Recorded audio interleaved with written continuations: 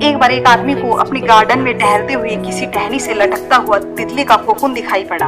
अब हर रोज वो आदमी उसे देखने लगा और एक दिन उसने नोटिस किया कि उस कोकून में एक छोटा सा छेद बन गया है।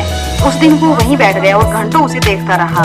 उसने देखा कि तितली उस पोल से बाहर निकलने के लिए बहुत कोशिश कर रही है, पर बहुत देर तक प्रयास करने के बाद भी वो छेद से नहीं निकल पाई और फिर वो बिल्कुल शांत हो गई, मानो जैसे उसने हार मान ली हो। इसलिए उस आदमी ने निश्चय किया कि वो उस तितली की मदद करेगा।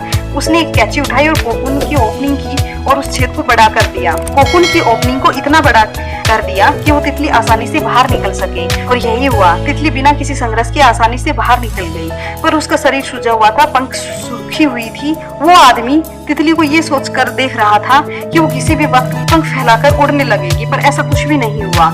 इसके उल्ट बेचारी तितली कभी उड़ ही नहीं पाई और उसे अपनी बाकी की जिंदगी इधर उधर घसीटते हुए बितानी पड़ी। वो आदमी अपनी दया और जल्दबाजी में ये समझ नहीं पाया कि दरअसल कोकून से निकलने की प्रक्रिया को प्रकृति ने इतना कठिन इसलिए बनाया है ताकि ऐसा करने से तितली के शरीर में मौजूद तरल उसके पंखों में पहुंच जाए और वो छेद से बाहर निकलते ही उड़ सके। वास्तव में कभी कभी हमारे जीवन में संघर्ष ही वो चीज होती है जिसकी हमें सचमुच आवश्यकता होती है। यदि हम बिना किसी स्ट्रगल के सब कुछ पाने लगे तो हम भी एक अपंग के समान हो जाएंगे।